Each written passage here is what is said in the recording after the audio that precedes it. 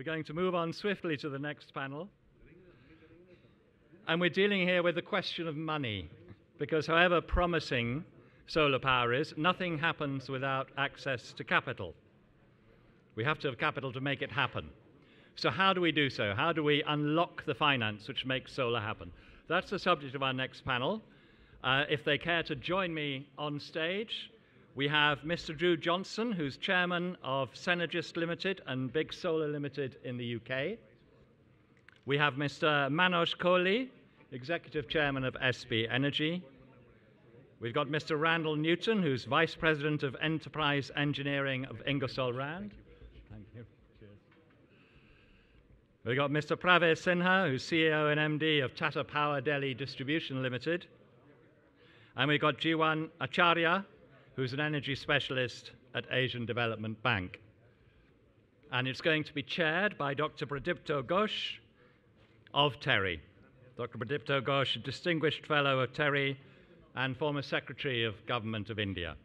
So once the stage hands have changed the set over, which is happening presently, as they say, then we'll move swiftly on to our next panel. Okay, thank you, Martin. And in this session, we'll be talking about how to access finance, national, international, private, public, in order to realize the solar goals of the different countries. But here we are talking of a group of countries: Southeast Asia, Africa, island countries, and India. But this is in the context of the programs of the International Solar Alliance. Now, at this point, it may be worthwhile stepping back for a minute to understand why the International Solar Alliance became necessary. And this is because in the context of the evolution of the climate change regime, there were two issues which stuck in the throats of the negotiators from developed and developing countries. There were more than two issues, but I'm speaking of two issues in particular. One is the question of technology. And without access to affordable technology, which of course was very rightly protected by IPRs in the developed countries, it was not possible to think of local manufacture or to think of reducing the costs of clean technologies. The second was finance. And as long as renewable technologies were expensive, finance was a critical issue. And the question, of course, was that how do you finance potentially large programs, given that public finance and concessional finance would always be very limited? So what does the ISA try to do on these two fronts? In respect of technology, it trades off the power held by the holders of technology, holders of the IPRs, against the scale which developing countries can provide. And second, with respect to finance, it provides, once again, scale in order to reduce the costs of finance, and also it enables risk pooling, and both of these, of course, would reduce their costs of finance. Now, of course, translating these two broad concepts into actual financing programs for the different countries is a matter of detail. It's a matter of deliberation, and we have with us a stellar panel to discuss these issues. Unfortunately, I can give this stellar panel only 5 minutes apiece, but so here we go. So our first speaker is Mr. Jiwan Acharya. He's energy specialist at the Asian Development Bank. So, Mr. Acharya, you have 5 minutes. So, thank you so much. First of all, I would like to congratulate TERI for organizing this WSDS and also having ADB as a senior partner like before. Whenever we talk about this financing solar in the region, and we have been discussing with Mr. Upendra Tripathi also in ISA, and then every time we have this discussion, he always asks this question, okay, ADB, tell us how much can you finance or how much money can you give it for solar? And our counter argument, our counter question to him is that, okay, we're willing to finance it, but how many projects can you give it to us? So the question is always how much money is available and how many projects are out there where we can finance these projects. So this discussion, whenever we're talking about finance, this will come in.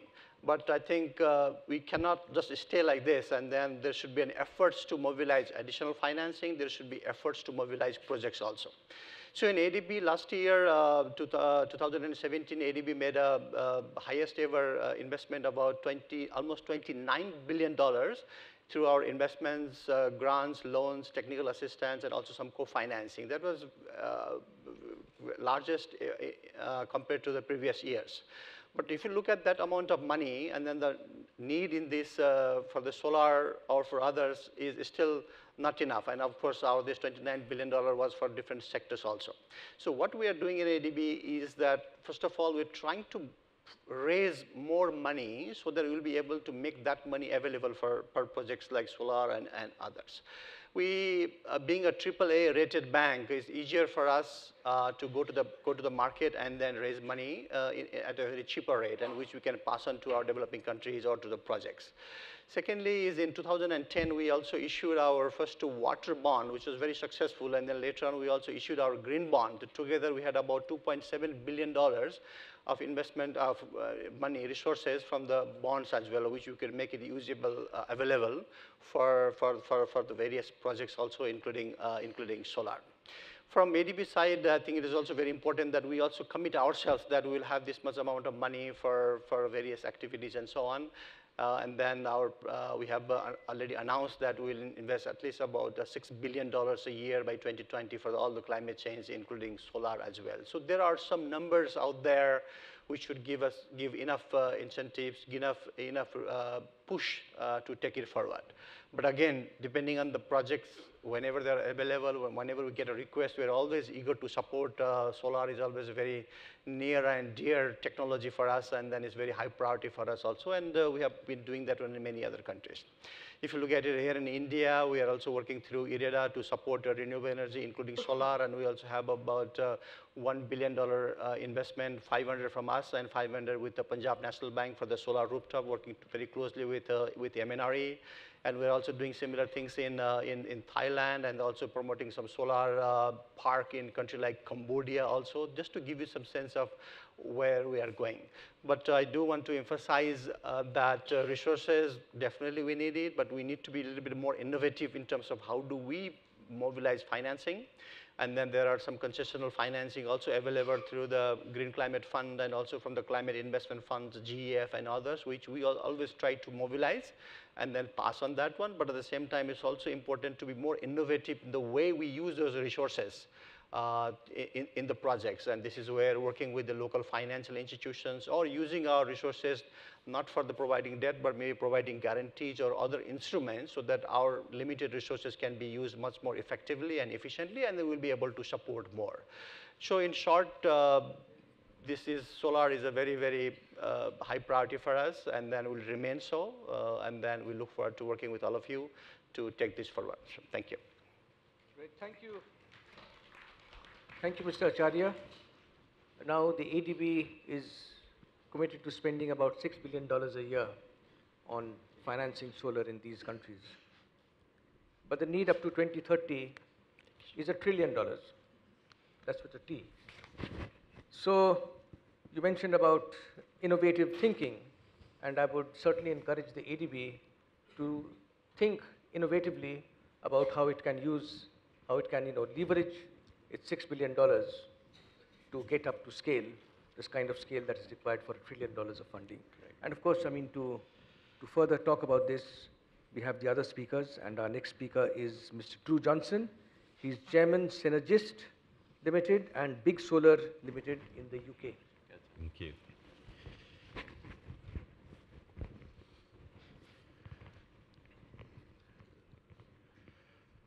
Thank you, sir.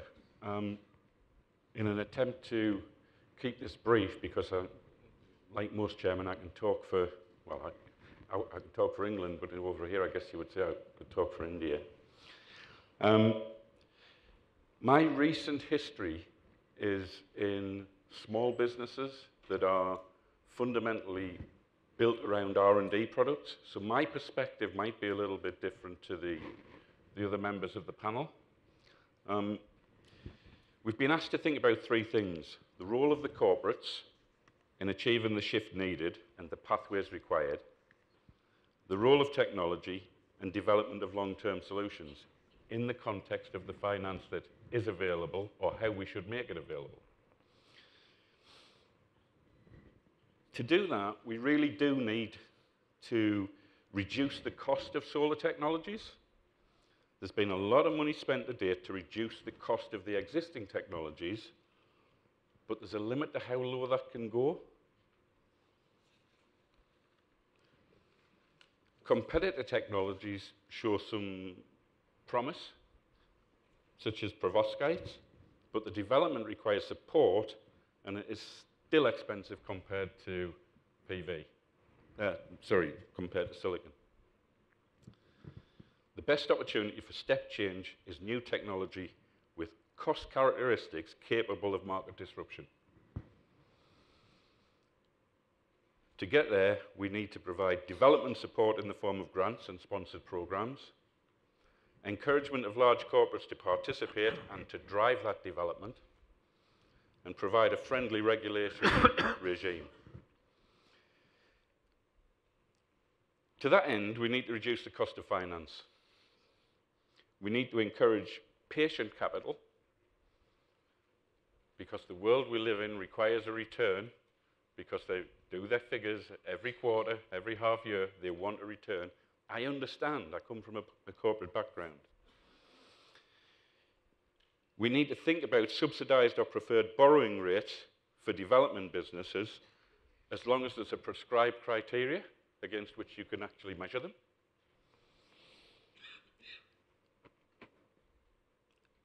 But to mobilize investment, we must provide a degree of certainty for business. To do that, we need a longer-term horizon, and that encourages the markets to take risk.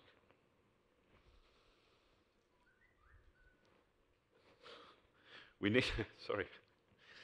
need to set up common mechanisms and instruments for massive deployment of solar energy. This means international cooperation and the creation of bodies responsible for oversight, stimulation. This is your point about 6 billion to 1 trillion. Some of this work's already started, but more needs to be done. So I'm going to spend the next 2 minutes and my last 2 minutes making a suggestion, something for us to think about.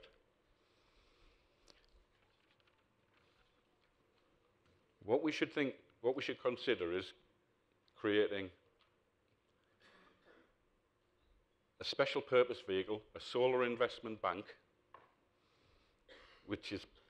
and the purpose is to solely invest in solar and renewables. You've heard that before. What I would like us to consider is structuring it such that it is 50% owned by government and 50% owned by the corporates. Because unless we align the interests of all the stakeholders, and the governments and the corporates, their customers are the people that actually require it and pay for it, you will not make the progress that you need to make. You need to align those interests. To encourage the corporates to participate, why would they? I would suggest that their contribution would be made from tax incentives. All corporates pay taxes, so they can either have tax credits against their bill, against an investment with a joint venture company that's independently managed on behalf of the industry, the world, to actually drive into programs. What I would suggest is that for the initial investment, and let's say, I'll pick a round number, $1 billion, 60% goes to traditional investments based in solar, asset management, 30% goes in equity to new technologies, and 10% in grants to startups. The model should encourage both governments and corporates to participate, as you will get a return from the assets quickly, and you will be able to roll those assets into the traditional market to either pay a dividend or return the capital or recycle the capital more properly. The third leg of the stool is the research in academic institutes. To be eligible for a grant, the applicant must be working with at least one of these organisations, and they should be accredited organisations that public sector, private sector trust.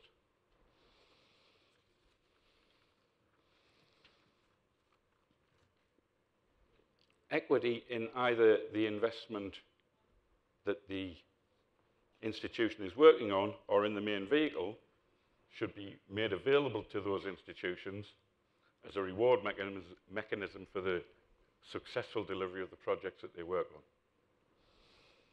It's pretty similar to share incentives for employees. The vehicle could be country-specific or international in nature. Corporates, people sitting around this room, enter into joint ventures all the time on an international basis. You need to force cooperation. We have all of the climate change agreements. Let's see some of that put into practice.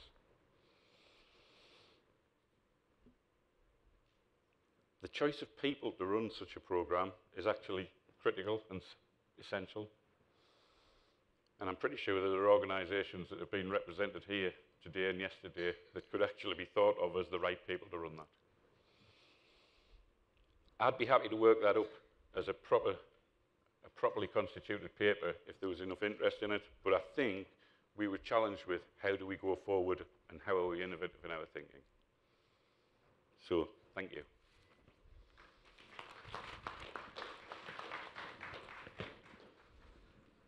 Thank you, Mr. Johnson.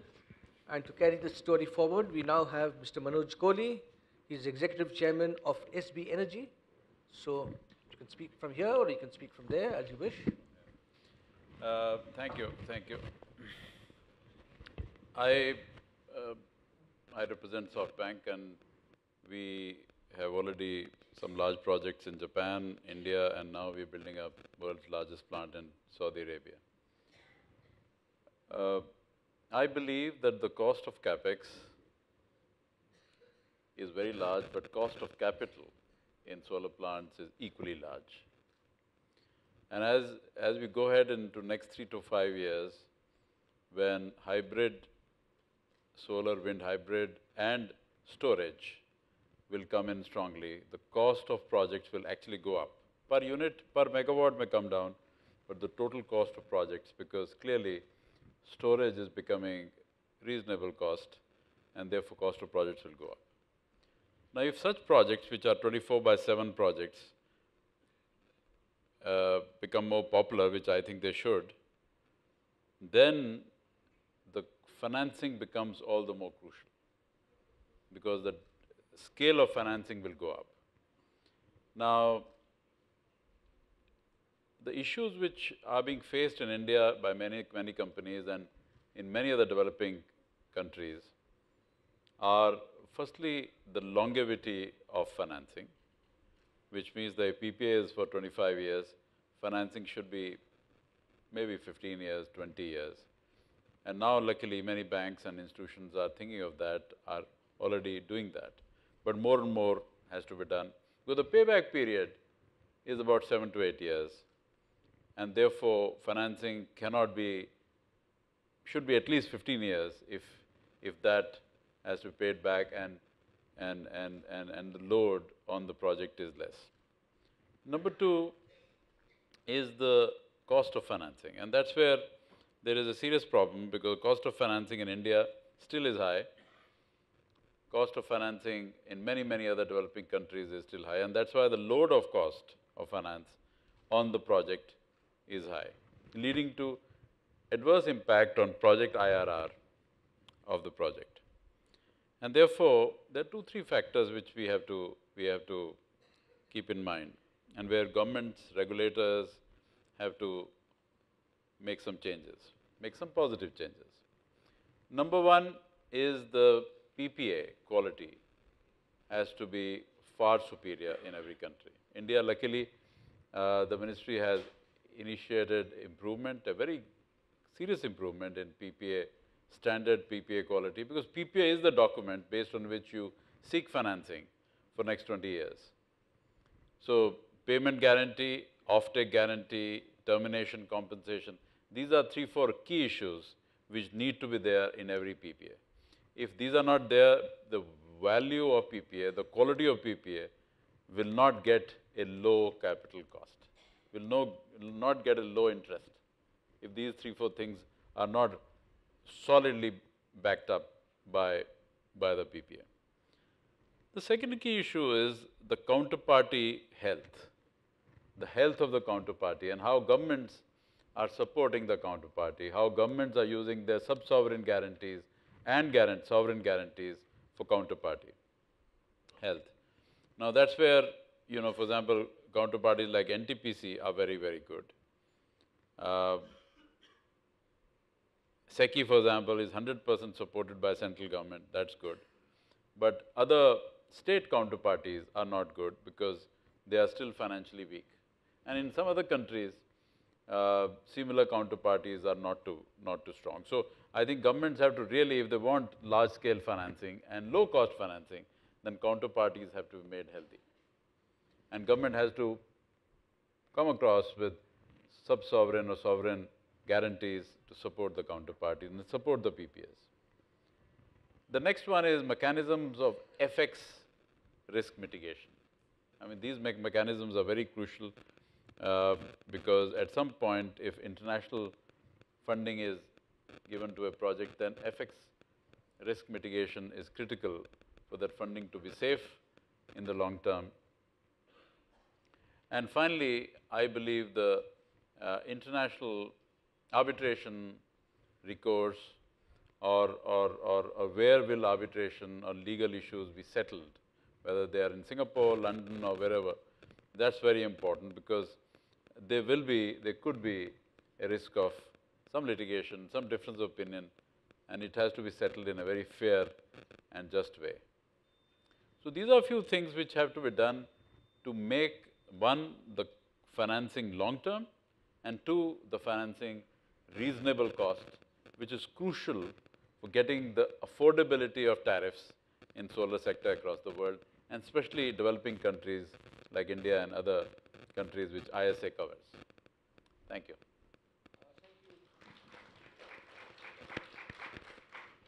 Thank you, Mr. Manoj Kohli, for your very useful insights on how to scale up finance for solar programs. Our next speaker is Mr. Randal Newton. He's Vice President, Enterprise Engineering at Ingersoll Rand. So, Mr. Newton, you have the floor. Thank you. Thank you. We all know energy independence involves both the rational use of energy and a significant increase in renewables. Solar continues to be the most valuable, and the most cost-effective option. But cooling and dehumidification, which is the business that I'm in, continue to be key to comfort and will increase demand for electricity, especially with continued urbanization, as was discussed earlier by Minister Puri, and the dramatic increase in heat islands. Buildings today, the HVAC in buildings consumes perhaps 50 or 60% of the energy in those buildings. Cooling is required for many buildings, like hospitals and data centers, not only while the sun is shining, but also during the night. So energy storage, as Mr. Kohli talked about, is key. Thermal storage, ice storage, and the highest possible system energy efficiency will allow this renewables transition at the lowest possible cost and the lowest environmental impact. Funding for the solar transition will go farthest with a strategy that includes thermal energy storage, effective building modeling, and minimizing the overall need for batteries. Funding entities, I believe, will look favorably at projects that show the most promise for near-term energy independence, and creative application of known technologies can and will enable this. Industry can help by developing cost-effective thermal storage solutions that can be applied with primary solar, and developing efficient solutions that operate on this source. Thank you.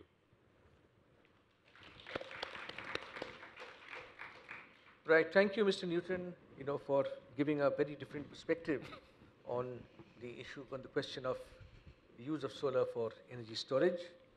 And our final speaker for this session is Mr. Praveer Sinha. He's CEO and Managing Director of Tata Power Distribution for Delhi.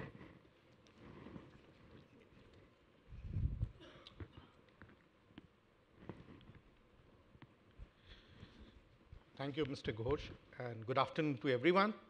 I run a distribution company. It's a public utility in Delhi.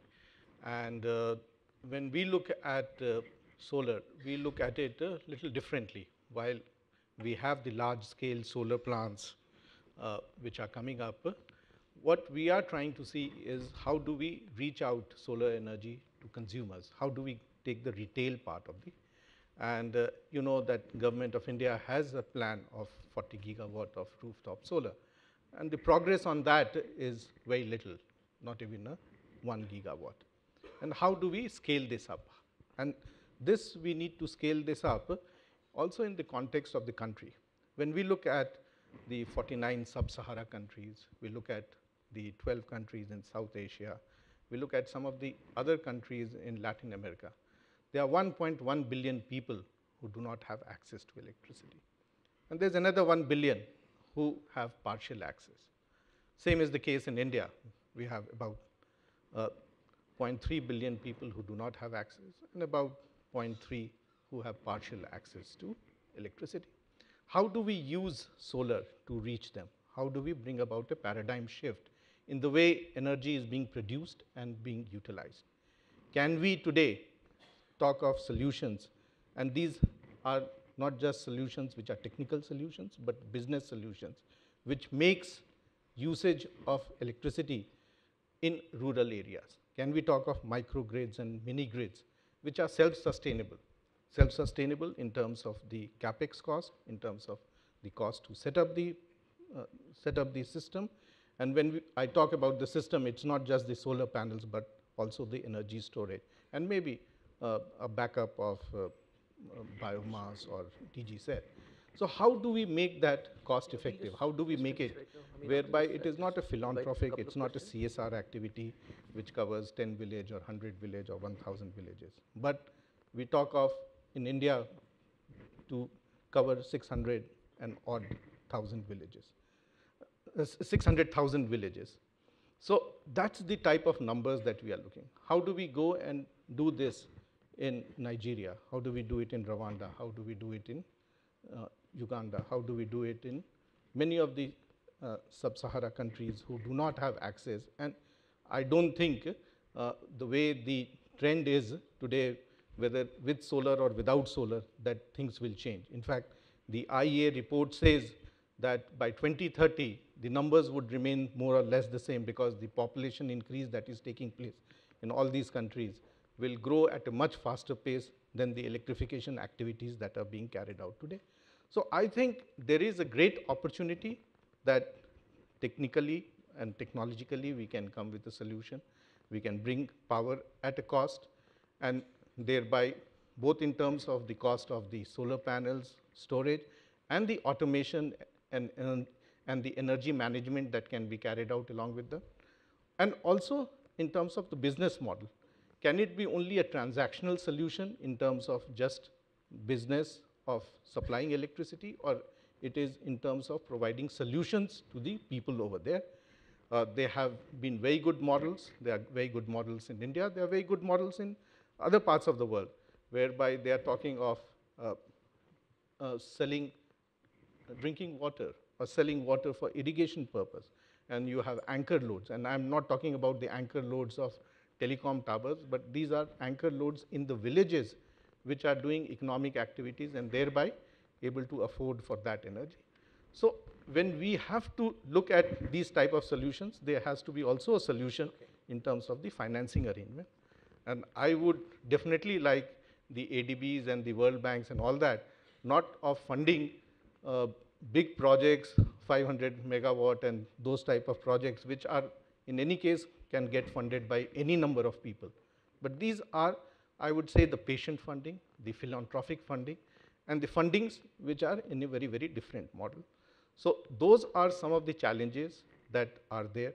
I'm sure with the way the deliberations are going on and the way people right across the world are looking at this challenge, and the decarbonization is not just restricted to as a substitute for the existing fossil fuel generation, but also to bring about a large scale transformation in terms of creating the access or the universal access, and in real terms, whereby every person in the village, every person in remote area have some sort of solutions in terms of access of energy.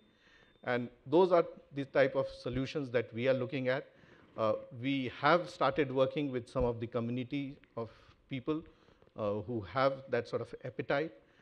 We are in the process of setting up the incubation hubs for that, and whereby we will be experimenting in how do we translate some of these concepts on ground and make it a win-win solution for everyone.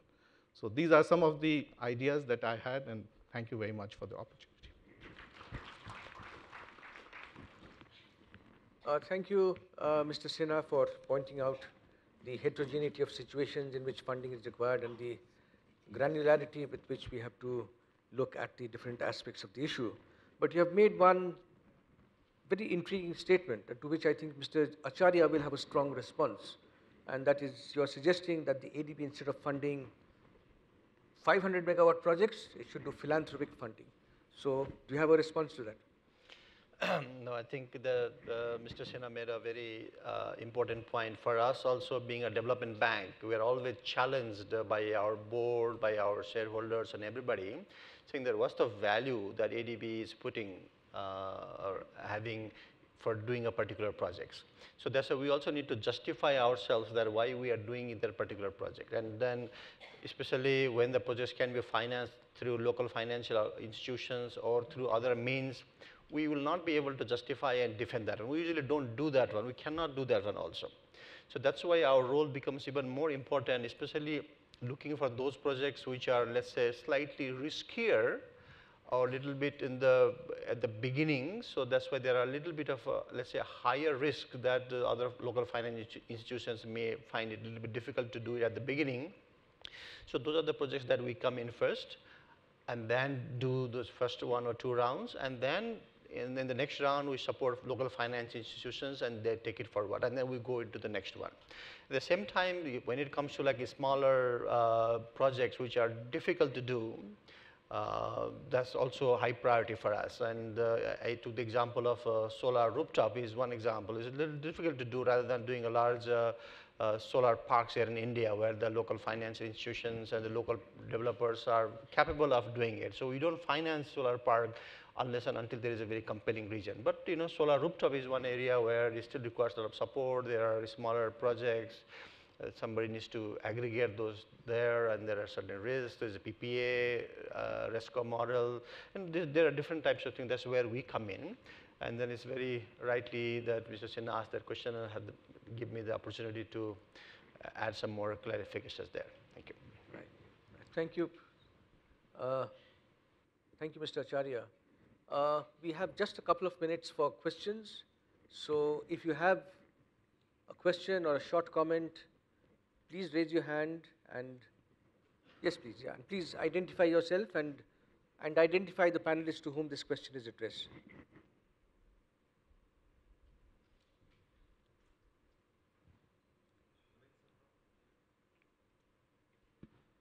Coca-Cola. Can you hear me? You can hear me. I think the people at the back cannot. So very thanks to you, and thanks to Manoj and Jiwan to share that the big projects are coming in, and very relevant question being asked here by Mr. Sinha. And I'm just going to probably dwell a little bit deeper, because just 2 days ago or just yesterday, we were here in the same place and trying to see how to get blended finance, how to somehow get the last mile in the delivery. Because on one side, the government says only 30,000 villages are not lit, and on the other side, the UP Rajya Sabha member talked about 50% of UP is unlit. So the parameter is quite different, and a bank like ADB a bank like SoftBank should work towards the bottom of the pyramid to make the access reach. Because any big projects are very, very easy to get the money from Singapore or from other places. But to get to the last mile, the microgrids and mini-grids need a blended capital and a distributed financial strategy. So it's like a microfinancing of the distributed grid. So my request to Manoj Kohli is to, if SoftBank could do that major change in the very culture and the very fabric, that amount of dollars can really bring in a lot of light to the villages. Right. Okay. So, Mr. Kohli, would you like to field this? Firstly, SoftBank is not a bank. The name has a bank, but we are not a bank, like ADB is a bank. But your point is very valid. I think the definition of a village being lit should be 100% of the homes should be connected. That is the definition, not one house or 10 houses. It should be 100%, which is not being followed, I think. And SoftBank doesn't really have a plan to fund these kind of projects. So I'll request ADB to talk about it. Yeah. Sure, I think again, very important point. What happens is that ADB, in our, when we prepare our country partnership strategy, so that's the time we discuss with the government in terms of what are the areas and what are the states, which are the sectors that the government would like us to finance. And then especially for a country like India, government has made it very clear to us that they would like our ADB financing, most of it to go to the lagging states, which are, let's say, poorer states, where it's more difficult to do, the challenges are more, and then in fact there is about at least $1 billion a year should go to those states from ADB alone.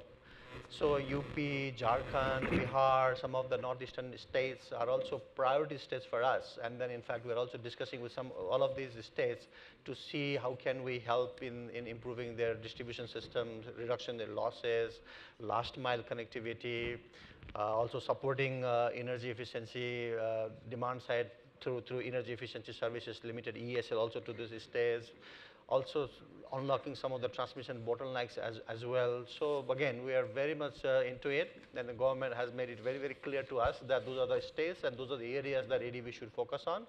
So we are there. Right. Thank you. Any other question or comment? Yes, please. Yeah, please introduce yourself and then ask your question.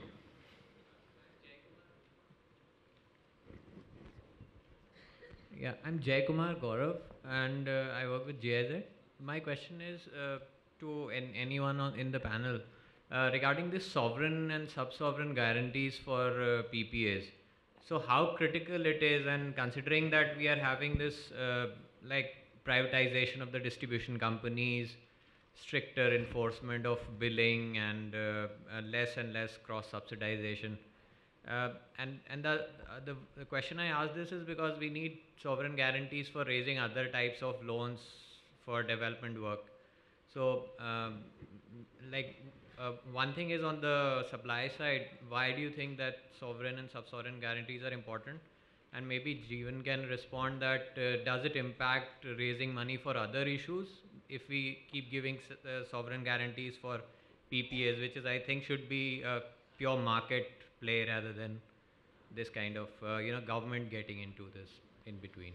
Okay, let me start here. I don't agree with you.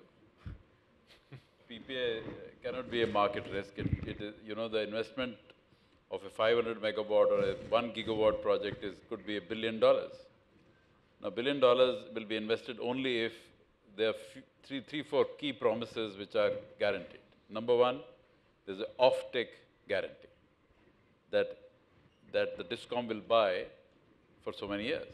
And if it doesn't buy, there has to be recourse.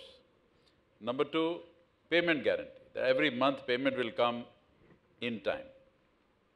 You can't, this is one of those projects where $1 billion is spent before day zero. It is not a gradual modular project. It is a project where before day zero, $1 billion is already incurred. And therefore, if in the first month I bill, I don't get the payment, there is a serious problem. Third thing is termination compensation. That let's say in the 10th year of the 25 years, if PPA is terminated because of some reason, could be any reason, why should the developer or the bank suffer? Because the plant is ready to supply power or generate power, and if the DISCOM does not take the power, that is not plant's problem. So I don't agree with you. Infrastructure funds, projects like power should be fully supported by government till a marketplace is created, a open marketplace is created, which will take many, many years to come. So, for example, I'll give you an example of the MP 750 project, which happened last year, and it has a sub-sovereign guarantee, because MP as a state is not as healthy to give a guarantee for 25 years. Many other states DISCOMs are not healthy because they're making losses. Hence, sub-sovereign guarantee of the state government is required. And that's the only way to do funding, number one, and that's the only way to do funding at a reasonable cost. I think if I could just add to what he left, is every project that you do or we do, there are risks. And then depending on the type of risks and then the level of risk, it affects the pricing of that one, because at the end of the day, somebody has to factor that in the pricing. So what happens is that for us, ADB, through our public sector window, we get a government sovereign guarantee for all the investments that we do in a country. That's why for any DISCOM or any state, for us it's okay to invest as long as it meets our other due diligence, and then those states and the distribution companies and others agree to a plan of how to address some of the risks or associated risks or other issues that particular state or that distribution company has. So as long as those means, it's okay for us to take a risk because we have a sovereign guarantee. But on the other hand, that doesn't mean that just because we get a sovereign guarantee, we can finance any of the project. That's also not very true. We have to do that due diligence as well. But what happens is that when it's a private investor who cannot or doesn't get the sovereign guarantee, that's where this kind of risk of the payment risk, PPA risk and so on are very, very critical. This is where they would like to see some of these guarantees or assurances from other agencies who give them more comfort to do that one. Even from our ADB's private sector department, which also doesn't get any sovereign guarantee, they have to do into each of those risks and then have that factored into the pricing. So again, that depends on the cost of the project. Sometimes that makes the project unviable also. But does it affect the state to raise money for other things if we keep giving sovereign Yeah, guarantee? I think we can allow only one question per speaker. And so this gentleman in the front, this will be the last question. Oh, thank you. My question concerns the interest rate on capex cost of renewable energy. And the question is that for ordinary corporate or individual, has the interest rate been stationary, going up or going down in recent years? Is that particularly relevant? The interest rate has been going down. How much? In the recent years. It depends on banks to bank, project to project, risk to risk. I mean, it can't be, there's no standard reduction. Yeah. But from double digit, it's definitely gone down to single digit now. But it has to come down further. Right. I think we'll have to, we are really completely out of time. And some of our panelists also have to go ahead for other engagements. So let me conclude by thanking all our panelists. We have had a rich spectrum of views which have been presented, and I thank all our panelists for their very incisive presentations, and also the audience for listening very attentively to the speakers and for the animated Q&A session which has followed. So thank you very much indeed. And this session is now at a close. Thank you.